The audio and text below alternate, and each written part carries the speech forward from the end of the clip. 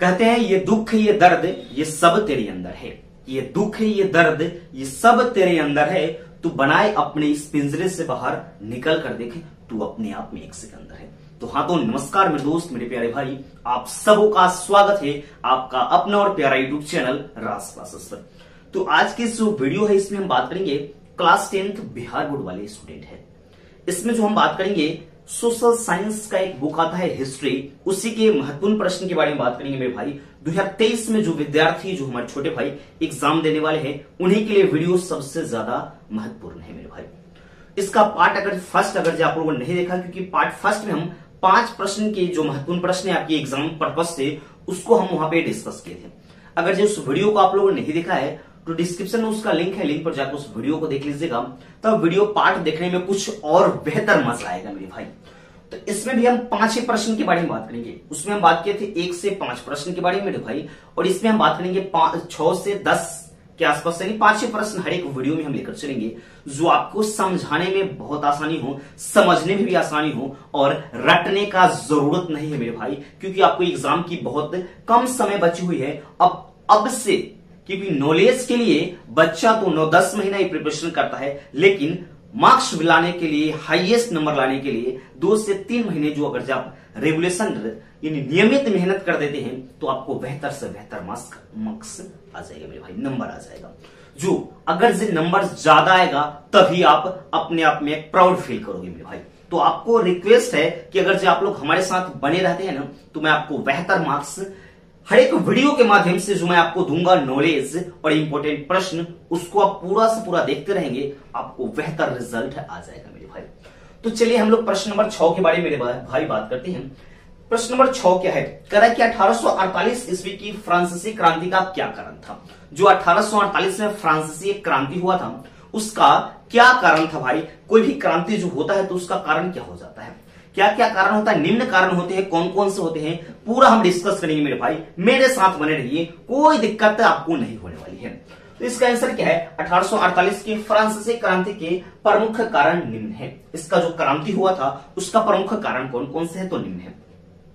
पहला है, वहां पे लुई फिलिप का शासन चलता था। तो क्या होता है मेरे भाई, जिसका शासन चलता है, अगर जब आपकी नीति खराब होती है तो आपकी सरकार नहीं चलती है, आपकी वह क्रांति रुक जाती है, यानी क्रांतिकारी होने लगते हैं। वहां पे जो सिचुएशन में जो व्यक्ति रहते हैं क्रांतिकारी अपने राज्य को, अपने देश को सुरक्षित करने के लिए, आजाद करने के लिए परस्पर लगातार मेहनत करते रहते हैं।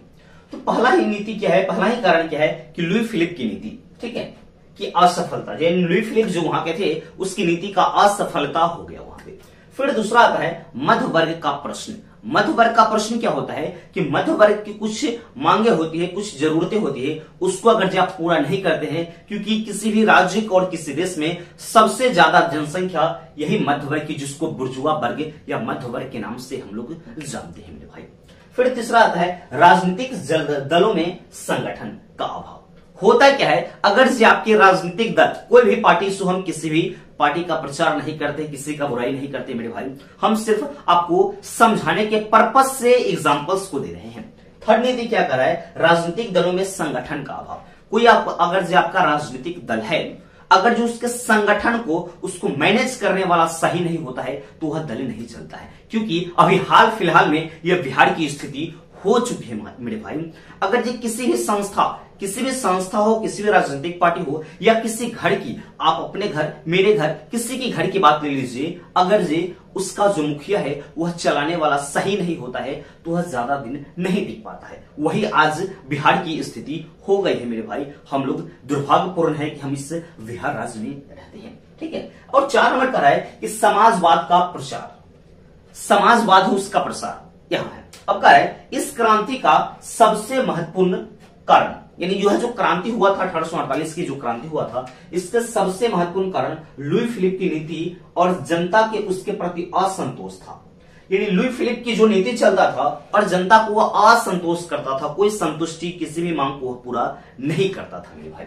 फिर आता है वह जनता की तत्कालीन समस्या को सुलझाने में असमर्थ रहा। यानी क्योंकि जो तत्कालीन समस्या किसी जनता पर आती है, किसी घर में आती है, किसी परिस्थिति पर आती है, अगर जो उस समस्या को अगर जो आप समाधान नहीं कर पा रहे हैं तो जनता आपको नहीं चूज करेगी, आपको चैन नहीं करेगी, क्योंकि अगर जब आप किसी की विकट परिस्थिति में उसकी मदद नहीं करते हो तो आप उसके लिए कुछ नहीं है। वही कह रहा है, क्या कह रहा है कि वह जनता के तत्कालीन समस्या को सुलझाने में असमर्थ रहा, जिसके कारण क्रांति का सूत्रपात हो गया, वह खत्म हो गया, उस क्रांति को असफल हो गया। 1848 की फ्रांसीसी क्रांति का क्या कारण था, मैं आपको पूरा लॉजिक वे में पूरे एग्जांपल्स के माध्यम से इसको समझा दी हूं। आप इसको आराम से लिखकर आराम से याद कीजिएगा मेरे भाई, आपके बोर्ड एग्जाम के लिए सबसे ज्यादा महत्वपूर्ण है। अगला क्वेश्चन जो 7 नंबर है आपके लिए, क्या है निरोधकीकरण से आप क्या समझते हैं? निरोधकीकरण होता क्या है और इससे आप क्या समझते हैं, उसके बारे में मेरे दोस्त आपको मैं समझाने वाला हूं। कह रहा है कि एक तरफ जहां मशीनों के आविष्कार ने उद्योग एवं उत्पादन में वृद्धि कर औद्योगिकरण की प्रक्रिया की शुरुआत की थी। यानी कह रहा है कि निरोधकीकरण क्या चीज है, तो कह रहा है कि एक तरफ जहां नए नए उपकरणों का आविष्कार होते गया तो उद्योगों एवं उत्पादनों में औद्योगिकरण की शुरुआत हो गई। औद्योगिकरण क्या होता है उसका भी मैं क्वेश्चन आपको बताऊंगा। औद्योगिकरण कहने का मतलब यानी उत्पादन की प्रक्रिया को बढ़ा दिया गया, ठीक है, शुरुआत की गई। वहीं भारत में कुटीर उद्योग बंद होने लगे, यानी छोटे छोटे जो उद्योग हुए, घरेलू उद्योग, कुटीर उद्योग, वह बंद होने लगे, बंद होने की कगार पर पहुंच गया था। फिर से समझेंगे कि एक तरफ जहां मशीनों के आविष्कार ने उद्योग एवं उत्पादन में वृद्धि कर औद्योगिकरण की प्रक्रिया की शुरुआत की थी, वहीं भारत में कुटीर उद्योग बंद होने के कगार पर पहुंच गया। जो छोटे छोटे लघु उद्योग, कुटीर उद्योग थे, वह बंद होने के कगार पर पहुंच गया। भारतीय इतिहासकारों ने इस उद्योग के लिए इसे निरोधीकरण की संज्ञा दी। जो भारत के इतिहासकार थे, इस उद्योग के लिए इसको कौन सा किसे संज्ञा दिया गया, तो निरोधीकरण की संज्ञा दी गई। फिर अगला नंबर क्वेश्चन आता है 8 नंबर, स्लम पद्धति की शुरुआत कैसे हुई? स्लम पद्धति कहने से समझ जाते हैं कि स्लम पद्धति यानी एकदम गया हुआ, यानी स्लम पद्धति से आप क्या समझते हैं?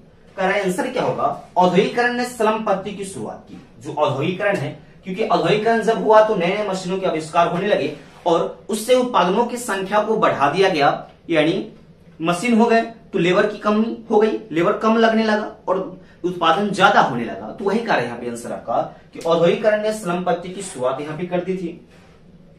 मजदूर शहरों में, जो मजदूर हो गए थे वह शहरों में छोटे छोटे घरों में जहां किसी तरह की सुविधा उपलब्ध नहीं थी वहां रहने को वो बाध्य हो गए, क्योंकि भैया काम मिलेगा नहीं तो जो बड़ा शहर है उसमें छोटा छोटा जो घर है जहां उनको पूरी सुविधा नहीं मिलती है, वहां रहने के लिए क्या हो गए, उनकी मजबूरी हो गई, वो बाध्य हो गए कि हाँ भैया हमें तो अब यहीं पे रहनी है, क्योंकि औद्योगिकरण की शुरुआत हो गई थी और स्लम पद्धति की यहाँ यहीं से शुरुआत होने लगी थी, रहने को बाध्य थे। आगे चलकर उत्पादन के उचित वितरण के लिए आंदोलन किया गया, यानी कहा गया कि भैया उत्पादन कीजिए उतना ही जिससे सभी मजदूर का भी काम चले, मशीन का भी यूज कीजिए, मजदूर का भी यूज कीजिए, जिससे दोनों का कॉम्बिनेशन बना रहे, दोनों का संयम बना रहे। तो वही कहा है उसमें कि उसके लिए आंदोलन शुरू किया गया था, क्योंकि पूंजीपतियों द्वारा उनकी बुरी तरह से शोषण किया गया। जो अधिक जो धनी मनी थे, पूंजीपति यानी फैक्ट्री वाले थे, उनके द्वारा उस छोटे छोटे मजदूरों को क्या किया गया, तो क्या किया गया पे, तो शोषण किया गया था। इसीलिए उन्होंने अपना संगठन बनाकर पूंजीपतियों के खिलाफ वर्ग संघर्ष की शुरुआत की।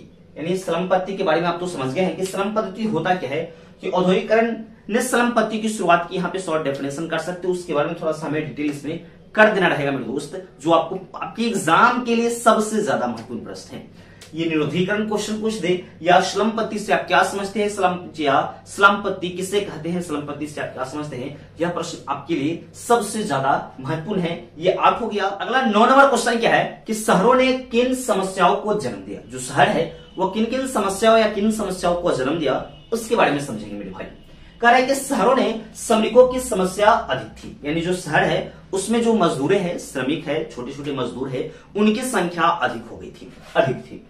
चूंकि लोक कल्याण की भावना की कमी थी। वहां पे जो लोक कल्याण कहने का मतलब एक दूसरे के प्रति क्या निष्ठा की भाव, मदद करने की भाव वहां पे शहर में ऐसे भी कम रहता है, क्योंकि जो शहर में जो लोग रहते हैं वह अपने आप से मतलब रखते हैं, अगल बगल के कोई वातावरण पर वह ध्यान नहीं देते हैं। तो वही बात हम आपको समझाना चाहते हैं कि शहरों में श्रमिकों की संख्या अधिक थी और चूंकि लोक कल्याण की भावना की कमी थी, अतः अतः इन शहरों ने नई समस्याओं को जन्म दिया। यानी इस तरह की ऐसी नई समस्याओं को जन्म दिया, जैसे में कौन कौन सी समस्याओं को जन्म दिया, जिससे बेरोजगारी है उसमें वृद्धि हो गई, यानी काम कम मिलने लगे लोगों को।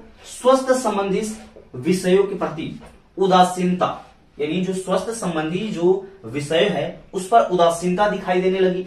फिर इसमें प्रदूषण, यातायात संबंधी समस्या इत्यादि यानी आदि। यानी शहर में जो श्रमिकों की संख्या अधिक हुई थी, चूंकि उसमें कल्याण भावना यानी लोक कल्याण की भावना की कमी थी। फिर कह रहा है अतः इन शहरों ने नई समस्याओं को जन्म दे दिया, जैसे हो गया बेरोजगारी, स्वास्थ्य संबंधी उदासीनता। फिर इसमें आ रहा है कि प्रदूषण, यातायात, इस तरह की बहुत सारी जो समस्या है वह उत्पन्न होने लगी।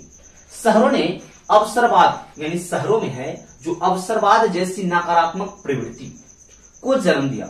यानी जो शहर है अवसरवाद नकारात्मक प्रवृत्ति को वहां पे जन्म दिया, जो संतुलित सामाजिक व्यवस्था के लिए एक गंभीर चुनौती है। क्योंकि हम जो संतुलित सामाजिक व्यवस्था में हम लोग जो गांव में रहते हैं ना, उस तरह की भावना शहर में कभी नहीं होती है।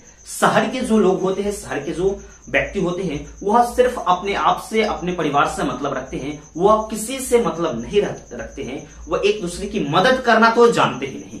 वही मैं आपको समझाना चाहता हूं कि शहर जो है किन किन समस्याओं को जन्म दिया। प्रदूषण हो गया, लोक कल्याण की भावना की उसमें कमी हो गई, जिसके कारण उसमें बेरोजगारी में वृद्धि हो गई, स्वास्थ्य संबंधी समस्याओं की उदासीनता दिखाई देने लगी। इस सभी समस्याओं को शहरों ने जन्म दे दिया।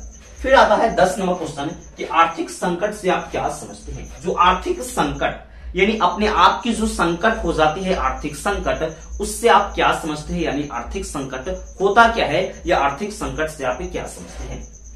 आता है अर्थशास्त्र में आने वाली वैसी स्थिति, जो अर्थशास्त्र में पैसे की तंगी, अर्थशास्त्र में आने वाली वैसी स्थिति जब कृषि उद्योग और व्यापार की विकास अवरुद्ध हो गई। यानी क्योंकि जब कृषि और व्यापार अवरुद्ध हो जाएगा, फीका पड़ जाएगा, थोड़ा कमजोर पड़ जाएगा, तो ऑटोमेटिक है कि उसकी आर्थिक स्थिति खराब होती जाएगी, उसकी पैसे की तंगी आती रहेगी। वही इसमें मैं समझाना चाह रहा हूं। लाखों लोग बेरोजगार हो गए, भैया कारखाना चलेगा नहीं तो व्यापार बढ़ेगा नहीं, तब वहां पे तो क्या होगा, बेरोजगारी तो उत्पन्न होगी ही, बेरोजगारी हो गई। बैंक और कंपनियों का दिवाला निकल गया। यानी क्योंकि भैया अगर से कोई कंपनी लोन लिए हुए हैं तो भैया वो तो उसका प्रोडक्ट बिकेगा नहीं, तो लोन तो भरेगा नहीं, तो वहां पे बैंक भी है, व्यापार है, ये सब का क्या होना, कंपनियों का दिवालिया निकल गया।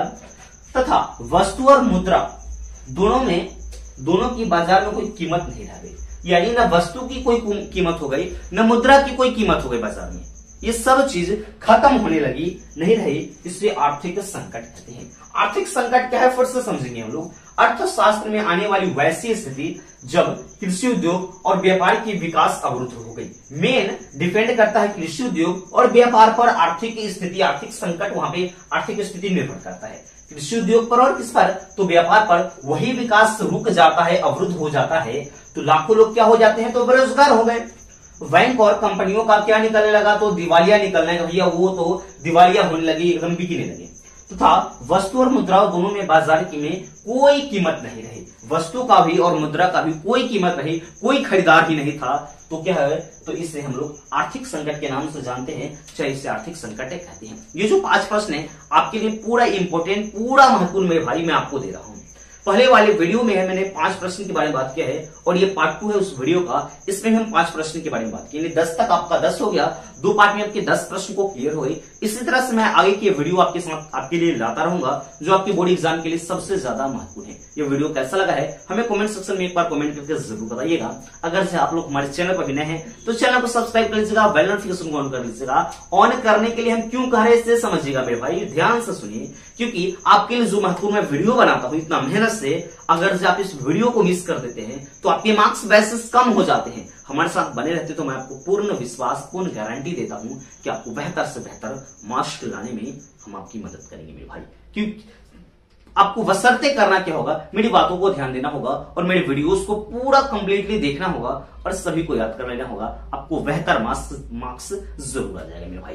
ठीक है, तो मिलते हैं किसी नेक्स्ट वीडियो में, इसके पार्ट 3 लेकर चलेंगे एकदम धमाकेदार अंदाज के साथ। तब तक के लिए मेरे दोस्त, जय हिंद, बाय बाय।